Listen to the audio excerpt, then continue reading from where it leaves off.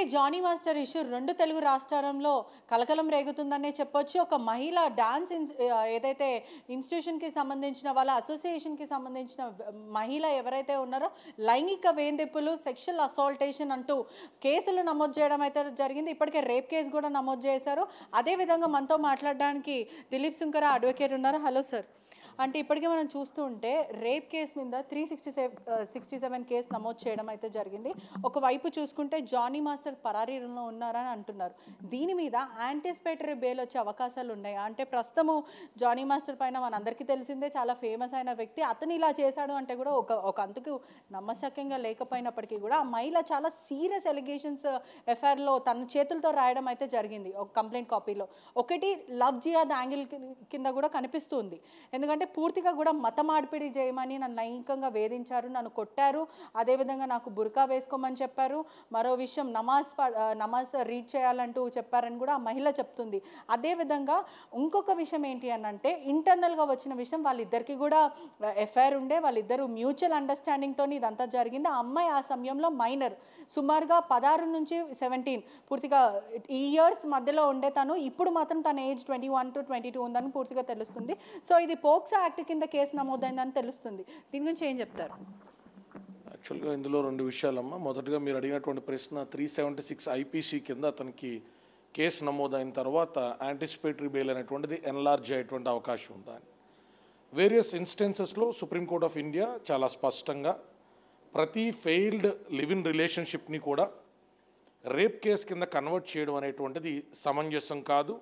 Prima facie అనేటువంటిది establish అవ్వకపోతే అటువంటి వాటిల్లో 482 సిఆర్పిసి కింద క్వాష్మెంట్కి వచ్చిన, 438 or 39 కింద యాంటిసిపేటరీ బెయిల్కి వచ్చినా కూడా దానిలో discretionary powers of the high court ద్వారా యాంటిసిపేటరీ బెయిల్ అనేటువంటిది ఆయా కేసు పూర్వాపరాల్లో ఉన్నటువంటి ప్రాథమిక నిర్ధారణ సరిగ్గా లేదు, ఇదేదో ఫ్యాబ్రికేటెడ్గా ఉంది, వీరిరువురు కూడా ఇష్టపూర్వకంగానే ఉన్నారు, కేవలం ఏదో చెడిపోయిన తర్వాత ఈ రకమైనటువంటి కేసులు పెడుతున్నారు అనేటువంటి ఒపీనియన్కి హైకోర్టు, ఎందుకంటే హైకోర్టు కానీ సుప్రీంకోర్టు కానీ ఒక ట్రయల్ కోర్టు వెళ్ళినట్టు, ఒక సెషన్స్ కోర్టు వెళ్ళినట్టు డెప్త్ ఆఫ్ ద కేసులోకి వెళ్ళేటువంటి అవకాశం ఉండదు.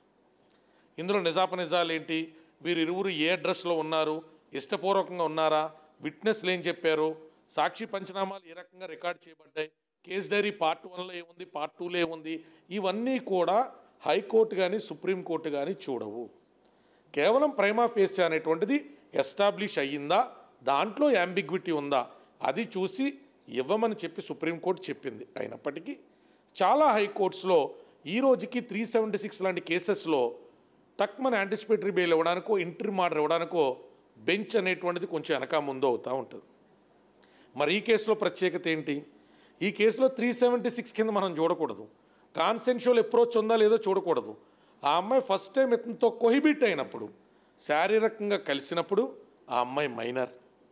ఈ విషయం ఎస్టాబ్లిష్ అయితే ఆ అమ్మాయి చెప్పిన సంవత్సరాలలో ఆ అమ్మాయి డేట్ ఆఫ్ బర్త్ ప్రకారం ఆమె మైనరు అని పోలీసు వారి దర్యాప్తులో నిర్ధారణ అయితే ఇతనికి యాంటిసిపేటరీ బెయిల్ వచ్చేటువంటి క్వశ్చన్ ఉండదు. ఇతను ఖచ్చితంగా జైలుకి వెళ్ళాలి, నార్మల్ బెయిల్ ఎన్లార్జ్ చేసుకోవాలి.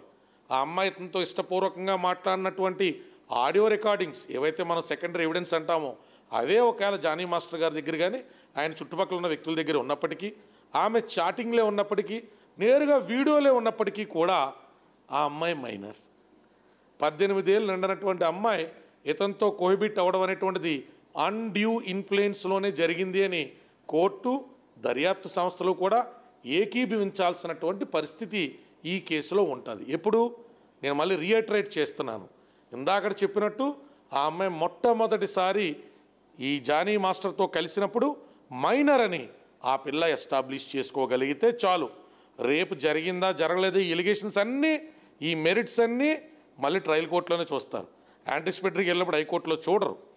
ఈ అమ్మాయి పెట్టినటువంటి కేసులో నా బర్త్ సర్టిఫికెట్ ఇది, నేను అతన్ని మొదటిసారి కలిసినప్పుడు నా వయసు ఇది, ఈ 2 పాయింట్స్ సరిపోతాయి. మరో విషయం కూడా ఇప్పుడు ప్రస్తుతం అయితే జానీ మాస్టర్కి నోటీసులు జారీ చేస్తారని చెప్తున్నారు. అంటే విచారణకి రమ్మని పోలీస్ స్టేషన్లో హాజరవ్వాలని. ఒకవేళ జానీ మాస్టర్ ఇచ్చిన గడువులో రాకపోతే అరెస్ట్ చేసే అవకాశాలు ఏమైనా ఉంటాయి? 100% ఉంటాయి. ఇప్పుడు మామూలుగానే సాధారణంగా 376 లాంటి కేసులు పడ్డప్పుడు ఏదన్నా వాళ్ళ దగ్గర ప్రైమా ఫేసి ఎస్టాబ్లిష్ అవడంలోనే తప్పు ఉన్నది, నా తప్పు లేదు అని నమ్మినప్పుడు ఆయన తరపున న్యాయవాదులు ఖచ్చితంగా కోర్టులో ఒక ప్రయత్నం చేస్తారు. ఫస్ట్ అయితే డిస్ట్రిక్ట్ కోర్టుకు వెళ్తారు, సెషన్స్ కోర్టులో వాళ్ళ అభ్యర్థన వాళ్ళు చెప్పుకుంటారు. ఫస్ట్ బెయిల్ ఎటు కూడా రిజెక్ట్ అవుతుంది యాంటిసిపేటరీగా అప్రోచ్ అయినప్పుడు. దాన్ని పట్టుకుని సెకండ్ బెయిల్ కూడా అక్కడే వేస్తారా, లేదా యాంటిసిపేటరీ రిజెక్ట్ అయినటువంటి గ్రౌండ్స్ పట్టుకుని రివిజన్ కోసం హైకోర్టుకి అప్రోచ్ అవుతారనేటువంటిది కాలగమనంలో మనందరికీ తెలియాలి. ఎందుకంటే వారి అడ్వకేట్ ఏ రకంగా ఈ కేసుని స్టీరప్ చేస్తున్నారు అనేటువంటిది ఆయన ఇండివిజువల్ డెసిషన్. కాబట్టి ఖచ్చితంగా అనుకున్నటువంటి కాల పరిమితిలో ఆయన రాకపోతే ఆయన మీద అరెస్ట్ వారెంట్ అనేటువంటిది కోర్టు త్రూ తీసుకునేటువంటి అవకాశం కూడా ఉంటుంది. ఆయన మీద సెర్చ్ ఆపరేషన్ కోసం ఒక టీంని కూడా పోలీసు వారు ఎస్ఓటీ టీం సహాయం తీసుకునేటువంటి అవకాశం ఉంటుంది. రకరకాల పార్టీకి సంబంధించినటువంటి, అంటే ఈ పోలీస్ పార్టీ అంటాం మనం, వారికి సంబంధించినటువంటి డిఫరెంట్ టీమ్స్, ఇన్వెస్టిగేషన్ టీమ్స్ ద్వారా డెటెక్టివ్ ఇన్స్పెక్టర్ లాంటి వారు ప్రత్యేకమైన బృందాలతో సిడిఆర్ లాంటివి వేసుకుని ఈయన లాస్ట్ సెల్ అనేటువంటిది ఎక్కడ ట్రేస్ అయింది, ఏంటి, ఆయన ఎవరితో మాట్లాడుతున్నారు, ఎవరితో సంప్రదిస్తున్నారు, వాళ్ళ ఇంట్లో వాళ్ళకి ఎక్కడి నుంచి కాల్స్ వస్తున్నాయని ట్రయాంగులేషన్ ద్వారా అతన్ని ఎత్తి పట్టుకోవడం అనేటువంటిది పెద్ద విషయం ఏం కాదు. ఈరోజు పోలీసు వారి దగ్గర ఉన్న అందుబాటులో ఉన్న టెక్నాలజీతో 2 నుంచి 3 రోజుల్లో వాళ్ళకి కావాలనుకుంటే ఎవరినైనా పట్టుకోగలుగుతారు. మరో విషయం కూడా, అమ్మాయి దగ్గర కూడా సరైన ఆధారాలు లేవు అంటూ కూడా ఇంటర్నల్గా సమాచారం వస్తుంది.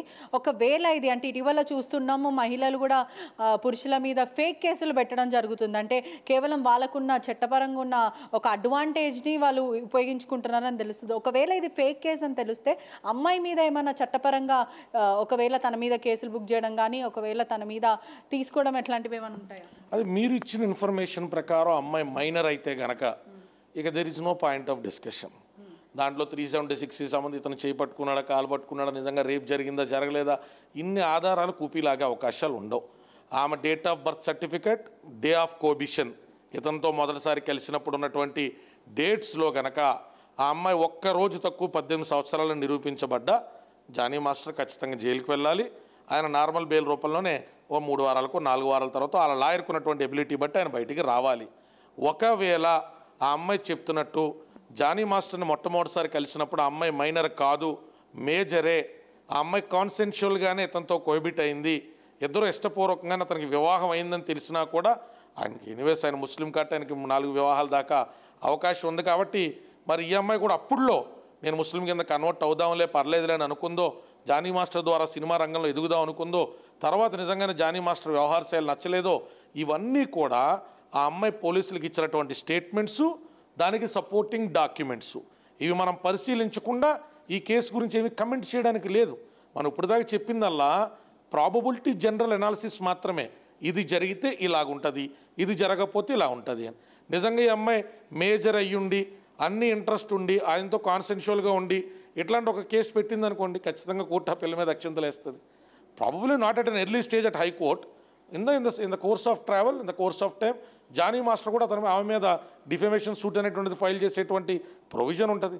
నిన్నగాక మొన్న కూడా భారతదేశంలో ఉన్నటువంటి మద్రాస్కి సంబంధించినటువంటి హైకోర్టు అనుకోండి, ఇఫ్ ఐఎమ్ నాట్ రాంగ్, ఆ అమ్మాయికి సంబంధించి ఇట్లాంటి ఒక ఫెయిల్డ్ రిలేషన్షిప్లోనే అబ్బాయికి సంబంధించి ఆడి కారు, 10 లక్షల రూపాయల క్యాషు, ఇంకా తదితరమైనటువంటి అన్నీ కూడా తన దగ్గర పెట్టుకున్నది అని చెప్పి అతను ఎఫ్ఐఆర్ నమోదు చేస్తే నమోదై ఆ ఎఫ్ఐఆర్ క్వాష్ చేయమని కోర్టుకు వెళ్తే కుదరదు, మీరు ఖచ్చితంగా ట్రయల్ ఎదుర్కోవాలని చెప్పి ఆ అమ్మాయికి అక్షంతలేసి కోర్టు నుంచి పంపించడం జరిగింది. సో ఇక్కడ జెండర్ బయాస్ అనేటువంటిది సొసైటికల్గా మనం చూస్తున్నప్పుడు ఉంటుంది తప్ప కోర్టు పర్వ్యూలో ఎక్యూజ్డ్, విక్టిమ్ ఈ రెండే పరిభాషలు ఉంటాయి. నిందారోపితుడు ఎవరు, ఆ నేరం గావించబడ్డటువంటి బాధితులు ఎవరు, అది మగ ఆడ అనేటువంటిది జెండర్ డిస్క్రిమినేషన్ అనేటువంటిది జ్యుడిషియల్ పర్వ్యూలో ఉండదు. మరో విషయం కూడా, లైంగిక వేధింపులకి పాల్పడ్డాడు, అదేవిధంగా అనేక సార్లు నన్ను టార్చర్ చేశాడు, కొట్టాడు, నన్ను అద్దం కేసి కొట్టాడని తను చెప్తుంది. అదే విషయంగా వాళ్ళ భార్య ఎవరైతే ఆయిషా ఉందో తను కూడా తను వేధించింది, అదేవిధంగా అసాల్ట్ చేశారు నా మీద, ఇద్దరు భార్యాభర్తలు ఇద్దరు కలిసి నన్ను కొట్టారంటూ ఆ మహిళ ఎఫ్ఐఆర్ కాపీలో క్లియర్గా రాయడం అయితే జరిగింది, కంప్లైంట్ కాపీలో. సో ఒకవేళ నేరం రుజువు అయితే జానీ మాస్టర్కి ఎటువంటి శిక్ష పడుతుంది? ఎందుకంటే పూర్తిగా కూడా సెక్షువల్ అసాల్టేషనే కాదు, అబ్యూజ్మెంట్, మరి కొట్టడం కూడా, ఇటువంటివంతా కూడా అతనికి కోపం వచ్చిన ప్రతిసారి తిన మీద తీర్చుకుంటుండే అంటూ ఆ మహిళ చెప్తుంది. సో దీని మీద ఒకవేళ నేరం రుజువు అయితే ఎటువంటి శిక్ష పడుతుంది? ఇక్కడ అన్నింటికంటే హీనియస్ ఇన్ నేచర్గా, అంటే మిగతా ఊళ్ళకి రేప్ సెక్షన్ పెద్దదిగా కనబడుతుంది కానీ మా పర్వ్యూలో సరే అది నిజాలు ట్రయల్లో వచ్చినటువంటి వాద ప్రతివాదనలో, ఎగ్జామినేషన్లో, క్రాస్ ఎగ్జామినేషన్లో మేము వేసే కౌంటర్లు వేసే అడ్జైన్మెంట్స్ ఇవన్నీ బోల్ ఒక ప్రాసెస్ ఉంటుంది. కాబట్టి నేను 376 అనేటువంటిది కాస్త విజువల్ నుంచి పక్క తీసి, ఒకవేళ ఇతని మీద పోస్కో యాక్ట్ నిరూపించబడితే మాత్రం ఇతనికి లైఫ్ పడేటువంటి అవకాశాలు కూడా ఉంటాయి. 7 years వేసినా లైఫే వేసినా అక్కడ ఉన్నటువంటి హీనియస్నెస్ని ఎస్టాబ్లిష్ చేయడానికి కావాల్సినటువంటి substantial evidences, direct evidences or corroborative evidences ఏంటి, ప్రతి దానిలో కూడా ఆధారాలు కళ్ళకు కట్టినట్టుగా కరుడు కట్టినట్టుగా దొరకవు. కానీ beyond the benefit of doubt అంటే మనం అనుమానాస్పదంగా ఈ కేసుని చూడొచ్చా అనుకున్న స్థాయి దాటి 10% ఆ అమ్మాయి దగ్గర ఉన్నటువంటి ఆధారాలు కానీ క్రాస్ ఎగ్జామినేషన్లో ఆ అమ్మాయి తరపున ఉన్నటువంటి పబ్లిక్ ప్రాసిక్యూటర్ కానీ, ఎందుకంటే ఇప్పుడు అమ్మాయి తరపున స్టేట్ ఫైట్ చేస్తుంది కాబట్టి state of Telangana represented by it's public prosecutor, ఆ అమ్మాయి తరపున ఎవరైనా కూడా ఒకవేళ అసిస్టెంట్ పీపీఎస్కుని వ్యవహరించినటువంటి న్యాయవాది కానీ అలాగే ఇతని తరపున వ్యవహరించిన వాళ్ళు కానీ వారి వాదనలు బట్టి 7 సంవత్సరాల నుంచి యావజ్జీవ శిక్ష పడే అవకాశం ఉంటుంది. ఎప్పుడు if the POSCO is established well with the facts given by the victim. ఆ విక్టిమ్ కూడా పూర్తిగా చెప్పాలంటే చాలా పెద్ద కమెంట్స్ పాస్ చేయడం కూడా జరిగింది. ఒకవైపు కూడా మత మార్పిడి అని కూడా తను చెప్తుంది. మతాన్ని నువ్వు ముస్లిం కమ్యూనిటీలో నువ్వు చేరాలి అంటూ వేధించడం మొదలుపెట్టారు. ఆ తర్వాత నన్ను బుర్కా వేసుకోమన్నారు, నమాజ్ రీడ్ చేయమని అన్నారంటూ ఆ మహిళ చెప్తుంది. కానీ పూర్తిగా కూడా ఇటువంటివి ఏదన్నా మత మార్పిడి ఫోర్స్ చేస్తే అంటే ఒక లవ్ జియాద్ కోణం కూడా ఇప్పుడు వెలుగులోకి వస్తుంది. దీని మీద ఏదన్నా స్పెషల్ యాక్ట్స్ కింద లేకపోతే కేసులు నమోదవడం ఇటువంటివి ఏమైనా ఉంటాయి? ఎందుకంటే ఇప్పటికే చూస్తున్నట్టయితే మనము హేమ కమిటీ ద్వారా చూస్తుంటే కూడా ఈ టాలీవుడ్ రంగంలో కానీ ఇప్పుడు మలయాళం ఇండస్ట్రీలో ఇదంతా చూస్తుంటే కూడా అనుకున్నట్టులాగా ఉండదు, కమిట్మెంట్స్ ఉంటాయి. అదేవిధంగా ఈ సెక్షువల్ అసాల్టేషన్స్ వల్ల చాలామంది జీవితాలు నాశనం అవుతున్నాయని ఒకవైపు వస్తుండే ఇదే చాలా ఇదే పెద్ద ఒఫెన్సివ్ అని క్రిమినల్ ఒఫెన్సివ్ అని చెప్తే మరో విషయం కూడా దీంట్లోకి వెలుగులోకి వస్తుంది, లవ్ జియాద్ అని. ఒకవేళ ఇది కూడా నేరం రుజువు అయితే ఎటువంటి శిక్షలు పడతాయి అంటే ఒకవైపు చూస్తే చాలా సెన్సిటివ్ మ్యాటర్ ఇది. లవ్ జియాద్ అనేది ఇప్పటికే దేశం అంతా కూడా ట్రెండింగ్ అవుతుంది. లవ్ జియాద్ మీద ఏం చెప్తారు? I don't want specifically pass any generalised comments on one community. అది ముస్లిమ్స్ అయినా హిందూస్ అయినా ఎవరైనా కూడా being a practitioning advocate at the apex court నా అభిప్రాయం ఏంటంటే కేస్ టు కేస్ ఆ విషయాన్ని చూడాల్సినటువంటి పరిస్థితి ఉన్నది. అట్లాంటి ఫోర్స్ఫుల్ కన్వర్షన్కి నిజంగానే ఒకవేళ జానీ మాస్టర్ పాల్పడ్డారనేటువంటిది నిరూపించబడితే ఈ సెక్షన్స్తో పాటు అదనంగా ఆయనకు ఒక 3-3.5 సంవత్సరాలు జైలు శిక్ష పడేటువంటి అవకాశం ఉంటుంది. అది much more heinous in nature because faith of a person comes with the family you are born in. తర్వాత నీకు ఇండివిజువల్గా ఏదన్నా నచ్చకో అవగాహన లేకో ఒక మతం నుంచి ఒక మతంలోకి మారి నువ్వు ఊరట పొందుతాను అంటే ఖచ్చితంగా ఏ మతం ద్వారా అయినా కూడా నువ్వు తోటి మనిషికి అన్యాయం చేయకుండా నువ్వు చక్కగా బతుకుతానంటే ఎవరు అభ్యంతరం తెలపరు. కానీ పిలిచినప్పుడు మాత్రం ప్రేమ అని చెప్పి పెళ్లి విషయంలో మాత్రం మతాన్ని ఒకవేళ తీసుకొచ్చి ఉంటే, because these are all only one sided allegations we are hearing from the de facto complainant or the victim side. So ఒకవేళ ఇన్ ద ప్రాబబిలిటీ ఆయన నిజంగా కన్వర్షన్ కోసం ఆయన కానీ ఆయన భార్య కానీ పాల్పడ్డారనేటువంటి ప్రాథమిక ఆధారాలు కనుక అమ్మాయి కోర్టు వారికి చూపించగలిగితే ఖచ్చితంగా జానీ మాస్టర్, నేను ఇందాక నుంచి చెప్తున్నా, my intention and my focus is not on 376, my focus is only on POSCO and as well as religion conversion గురించి ఉన్నది. ఖచ్చితంగా అవి రెండు కూడా చాలా హీనియస్గా పరిగణించబడితే ఇబ్బంది పడతారు. మరో విషయం కూడా ఇప్పుడు ఇంటర్నల్గా వస్తున్న వార్త పూర్తిగా అయితే ఆ మహిళ ఎవరైతే విక్టిమ్ ఉన్నారో తనని పూర్తిగా తెలుగు ఫిలిం ఇండస్ట్రీకి సంబంధించిన వాళ్ళు పెద్దలు ఎవరైతే ఉన్నారో రాజీకి రమ్మని అయితే పూర్తిగా తనతో మాట్లాడుతున్నారని తెలుస్తుంది. మరో విషయం ఏంటంటే కేసు వాపస్ తీసుకోమని కూడా తనని అంటున్నారు. అంటే నీకు ఇండస్ట్రీలో ఎటువంటి సంబంధాలు ఉన్నా ఏదున్నా మేము నీకు అండగా నించుంటాం, మీకు ఆఫర్స్ ఇస్తాము, ఇది రచ్చ చేసుకోవద్దని అంటూ కొంతమంది మాట్లాడుతున్నారు ఇండస్ట్రీ పెద్దలని తెలుస్తుంది. ఒకవేళ తను కేసు వాపస్ తీసుకోవచ్చా? ఒకవేళ తీసుకున్నా దీనికి కోర్టుకి జవాబు చెప్పాలా? ఎందుకంటే సీరియస్ ఎలిగేషన్, చాలా పెద్ద క్రిమినల్ ఒఫెన్స్ కేసుల కింద నమోదు చేశారు. మత మార్పిడి ఉంది దీంట్లో, అదేవిధంగా సెక్షువల్ అసాల్టేషన్, ఇవన్నీ రేప్ కేసు కూడా ఉన్నాయి.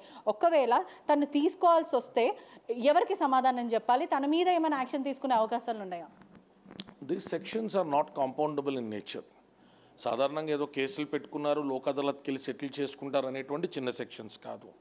ఇట్లాంటి హీనియస్ ఇన్ నేచర్ అనేటువంటి సెక్షన్స్కి సంబంధించి వారు కాంప్రమైజ్ అవ్వాలి అనుకుంటే అది డిస్ట్రిక్ట్ మేజిస్ట్రేట్ దగ్గర సెక్షన్ ఆల్టరేషన్కి పాసిబిలిటీ ఉండేటువంటి సెక్షన్స్ కాదు. కాబట్టి హైకోర్టులోనే కాంప్రమైజ్ క్యాప్సూల్లో వీరు ఫైల్ చేసుకోవాలా, హైకోర్టులో ఉన్నటువంటి జడ్జికి దీన్ని వివరించుకోవాలా, కాంప్రమైజ్ అవ్వడానికి రెలవెంట్ రీజన్ చూపించాలా.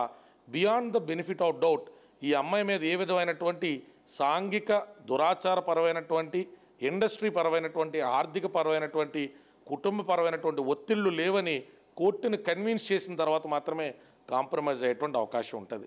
లేదా ఇలాంటి కేసులు లోయర్ కోర్టులోనే సాధారణంగా విక్టిమే హాస్టైల్ అయిపోయినప్పుడు ఆటోమేటిక్గా పెట్టినటువంటి పంచెస్ ఎవరైతే ఉంటారో విట్నెస్లు వాళ్ళు కూడా హాస్టైల్ అయినప్పుడు కేసులు నడుస్తే ఏదో ఒక ప్రొసీజర్ ప్రకారం 313 ప్రకారం క్రాస్ ఎగ్జామినేషన్లో పూర్తి చేసుకుని ఎవిడెన్స్ అన్నీ కూడా హాస్టైల్ అయిపోయిన తర్వాత ఎవిడెన్సెసే లేనప్పుడు విక్టిమే నాన్న ఎవరో పెద్దల బలవంతం రోజు పెట్టానండి, రాజకీయ నాయకులు బలవంతంతో పెట్టానండి. కేసులు చేంజ్ చేసే అవకాశాలు ఏమైనా ఉన్నాయా? అంటే విక్టిమ్కి ఆల్రెడీ తనకి ప్రెషర్ వస్తుంది, మరో విషయము కాంప్రమైజ్ చేసే ప్రయత్నం చేస్తున్నారని ఇంటర్నల్ సోర్సెస్ నుంచి అయితే వార్త వస్తుంది. ఒకవేళ అంటే నేను కూడా దీంట్లో ఇష్టపూర్వకంగానే ఉన్నాను కానీ ఇప్పుడు అతను బలవంతం చేశాడు, ఇప్పుడు నాకు ఇష్టం లేదు అయినప్పటికీ కూడా నన్ను టార్చర్ చేశాడు, హరాస్ చేశాడు అంటే ఒకవేళ సెక్షన్స్ మార్చే అవకాశాలు కానీ శిక్షలు తగ్గించే అవకాశాలు ఏమైనా ఉంటాయా? అంటే ఇది పోలీసులు ప్రిలిమినరీ ఇన్వెస్టిగేషన్లో భాగంగా జానీ మాస్టర్ కర్మ కాలి పోస్కో ఎస్టాబ్లిష్ అయిపోతే ఆ అమ్మాయి వద్దనుకున్న సుమోటాగా కూడా జానీ మాస్టర్ అనేటువంటి వ్యక్తి ట్రయల్ని ఎదుర్కోవాల్సినటువంటి పరిస్థితి ఉంటుంది. అట్ ఎనీ గివెన్ కండిషన్ మైనర్కి ఇష్టపూర్వకంగా కూడా కోహిబిట్ అయ్యేటువంటి అవకాశం లేదు. అలా కోహిబిట్ అయినటువంటి వ్యక్తి న్యాయస్థానాల నుంచి తప్పించుకునేటువంటి పరిస్థితి లేదు.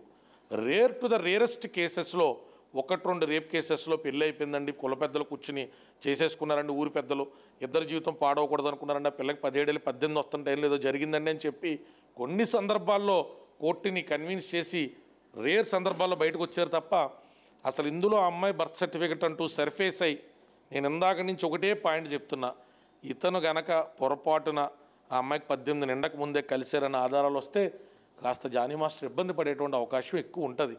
కాబట్టి అసలు ఏం జరుగుతుంది అనేటువంటిది మనకు కూడా ఓన్లీ ఎఫ్ఐఆర్ కాపీ కనబడుతుంది తప్ప తర్వాత పెళ్ళిచ్చిన స్టేట్మెంట్స్ ఏంటి, పోలీస్ తీసుకున్నటువంటి యాక్షన్ ఏంటి, జానీ మాస్టర్ తీసుకున్నటువంటి రిలీఫ్ మ్యాటర్స్ ఏంటి అనేటువంటిది మనకి ఇంకా ఎవరికి తెలియదు.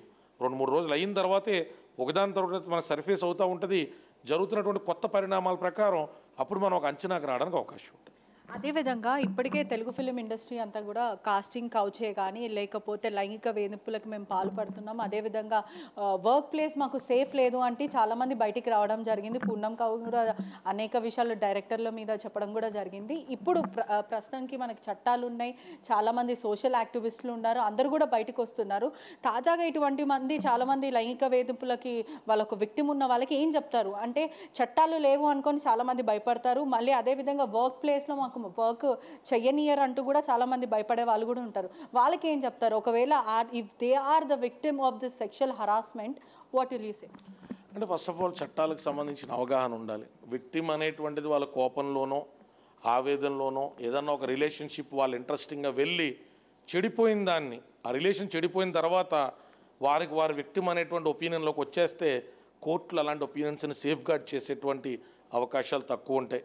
జెన్యూన్గానే మిమ్మల్ని ఏదైనా ఉద్యోగమనో లేకపోతే మిమ్మల్ని వృత్తి వ్యాపారమనో లేకపోతే మీకు వివాహమనో మిమ్మల్ని నమ్మించి నిజంగానే మీరు నమ్మి అతనితో జీవితం పంచుకున్న తర్వాత మీదే తప్పు లేకుండా అతను మిమ్మల్ని విడిచిపెట్టాడు లేదా ఏదో అనుమానంతోనో లేకపోతే రకరకాల ఆస్పెక్ట్స్తోనో ఒక లాజికల్ కన్క్లూజన్ ఇవ్వలేదు అన్నప్పుడు మాత్రం ఖచ్చితంగా మీరు ఒక 376 అనే కాదమ్మా, విభిన్నమైనటువంటి చట్టాలు ఉన్నాయి. 420 లాంటి చీటింగ్ కేసెస్ కూడా తక్కువేం కాదు. వాటి గ్రావిటీ అనేటువంటిది కొన్ని ఫాల్స్ కేసెస్ ద్వారా డౌన్ చేయబడ్డప్పటికీ 506 లాంటివి కూడా చిన్న సెక్షన్స్ కాదు. వాటిని కొంత మిస్యూజ్ జరుగుతున్న మాట వాస్తవం. కానీ జస్టిస్కి సంబంధించినటువంటి చేతులు చాలా సుదీర్ఘంగాను పొడుగ్గాను ఉంటాయమ్మా. ఎవరు దాని నుంచి తప్పించుకోలేరు. నిజంగా బాధితులు ఉంటే వర్క్ ప్లేస్లో మీకు అట్లాంటి ఇబ్బందులు ఉంటే ఆధారపూరితంగా మీరు పోలీసు వారు ముందుకు రండి, న్యాయవాదుల దగ్గరికి వెళ్ళండి. ఆధారాలు లేకుండా అప్పటిదాకా మీరు చాలా సామరస్యపూర్వకంగా నాతో మూవ్ అవుతా ఏదో అవతల మనిషిని కట్టడి చేయాలా, అతని మీద గ్రడ్జ్ని నేను తీర్చుకోవాలని చెప్పి మాత్రం చట్టాలను దుర్వినియోగం చేసే ప్రయత్నం చేయొద్దు. అది ఎవరైనా కానీ చట్టాలను దుర్వినియోగం చేసే ప్రయత్నం చేస్తే ఏమవుతుంది, ఇబ్బంది అవుతుంది. గతంలో కూడా లావణ్య కేసులో మీరు కూడా ఫాలోఅప్ చేసినారు. ఆ రోజు కూడా 376 పెట్టమని ఆమె శ్రేయోభిలాషులు బోలుమంది ఫోర్స్ చేసిన you are very much aware of it. I didn't agree to it. 493 పెట్టమని చెప్పినాం. మ్యారేజ్ అనేటువంటిది ఫాల్సిఫైడ్గా చేసుకుంటే పెట్టమని చెప్పినాం. సర్టన్ సెక్షన్స్ న్యాయవాదులు కూడా ఎంకరేజ్ చేయకూడదు. కొన్నిట్ల మీద ఎంత విమర్శ వచ్చినా పబ్లిక్ అవుట్రేజ్ ఏదైనా ఉండొచ్చు, వాస్తవాలు వచ్చి కొద్ది అవుట్రేజ్ మారుతూ ఉంటుంది. కాబట్టి వాళ్ళు జానీ మాస్టర్ ఉదంతమే కానివ్వండి, పూనం గౌర్ గారు మీరే చెప్తా ఉన్నారు, ఎప్పటి నుంచి ఆవిడ వింటూ ఉన్నాం. ఎలిగేషన్స్ అయితే ఆవిడ చేస్తూ ఉన్నారు, ఫిలిం ఛాంబర్కి చెప్పానని చెప్తా ఉన్నారు. కానీ తను ట్వీట్ కూడా చేయడం జరిగింది. మా అసోసియేషన్కి నేను డైరెక్టర్ త్రివిక్రమ్ పైన కంప్లైంట్ ఇచ్చాను, ఇప్పటివరకు ఎవరు పట్టించుకోలేరు అంటే ఇండైరెక్ట్గా చెప్తుంది తను ఎప్పుడు కూడా. అంటే పూర్తిగా అంటే అసలు తనకి లైంగిక వేధింపులు అయిందా, మరి వేరే వాళ్ళకి అయిందా, అసలు ప్రాబ్లం ఏంటనేది ఇప్పటివరకు తను చెప్పలేదు. కేవలం నేను త్రివిక్రమ్ మీద కంప్లైంట్ ఇచ్చాను మా అసోసియేషన్లో, అది ఎవరు కూడా పట్టించుకోవట్లేదు అనేది తన వైపు నుంచి వస్తున్న వాదన. ఆవిడ బాగా ఎడ్యుకేటెడ్ అని అనుకున్నాను నేను. ఇఫ్ ఐఎమ్ నాట్ రాంగ్ ఆవిడ బాగా చదువుకుని ఉండొచ్చు. అట్లాంటి వ్యక్తి ఆవిడ అటానమస్ బాడీ కాదు కదా, జ్యుడిషియల్ బాడీ కాదు కదా మా అసోసియేషన్. వాళ్ళకి కంప్లైంట్ ఇచ్చి సంవత్సరాల తరబడి కూర్చోడు ఎందుకు, అడప ట్వీట్లు పెట్టడం ఎందుకు? పోలీస్ స్టేషన్లో కంప్లైంట్ ఇవ్వమనండి, జ్యుడిషియరీని అప్రోచ్ అవ్వమని చెప్పండి. ఆవిడ దగ్గర ఉన్న ఆధారాలు ఏదైనా ఉంటే ట్రయల్ చేయొచ్చు. కానీ ఇట్లా ఆయన కూడా ఒక రిప్యూటెడ్ డైరెక్టరే కదా, ఆమె కూడా ఒక మంచి రెనౌండ్ హీరోయినే కదా. ఇలా అడప ప్రజలు ఏదో ఒక సంచలనం కోసం ఆవిడ ట్వీట్లు పెట్టినట్టు ఆవిడ కూడా నింద మోయడం నాకు వ్యక్తిగతంగా ఇష్టం లేదు. ఖచ్చితంగా ఆవిడైనా కూడా ఆవిడ మంచి ఆలోచనతో ముందరకు రావాలా. ఆవిడ దగ్గర ఏదైనా ఆధారాలు ఉంటే అది ఒక త్రివిక్రమ్ గారే కాదు, ఎవరి ద్వారా ఆవిడ నిజంగా ఇబ్బంది పడ్డారనేటువంటి ఆధారాలు ఉంటే she have all rights to go and file an FIR file చేయకుండా ఇన్ఫర్మేషన్ అనేటువంటిది పోలీస్ ద్వారా కోర్టు ద్వారా వెళ్లకుండా ట్వీట్ల ద్వారానో మా అసోసియేషన్ ద్వారానో ప్రయత్నం చేయాలనుకుంటే త్రివిక్రమ్ గారు నచ్చనటువంటి వ్యక్తులకి అదేదో ఆనందాన్ని ఇస్తుంది తప్ప సాధారణంగా అది ఎట్లాంటి ఒక జ్యుడిషియల్ రెమెడీకి దారితీస్తుందమ్మా. ఇప్పుడు ఎవరికి ఏ ఆడపిల్లకైనా అన్యాయం జరిగితే you go to police station, మీ దగ్గర ధర్మం ఉంది న్యాయం ఉందని మీరు మనస్ఫూర్తిగా నమ్మితే పోలీసుల ద్వారా అప్రోచ్ అవ్వండి, పోలీసుల ద్వారా న్యాయం చేసుకునే ప్రయత్నం చేయండి, తప్పే ఉంది అందులో. మరో విషయం ఏంటంటే జానీ మాస్టర్ పరారీలో ఉన్నాడని కూడా పూర్తిగా అయితే తెలుస్తుంది. ఒకవైపు 2 తెలుగు రాష్ట్రాల్లో కూడా ఈ కేసు దుమారం రేగుతుంది. ఒకవేళ నేరం రుజువు అయితే సుమారుగా 10 ఏళ్ల వరకు శిక్ష పడే అవకాశాలు కనిపిస్తున్నాయని పూర్తిగా తెలుస్తుంది. కెమెరామ్యాన్ గణేష్తో పర్రిష రిపోర్టింగ్, RTV హైదరాబాద్. మరిన్ని వీడియోస్ కోసం ఛానల్ ని సబ్స్క్రైబ్ చేయండి, లేటెస్ట్ అప్డేట్స్ కోసం వాట్సాప్ ఛానల్ ని ఫాలో చేయండి అండ్ లింక్ డిస్క్రిప్షన్ లో ఉంది.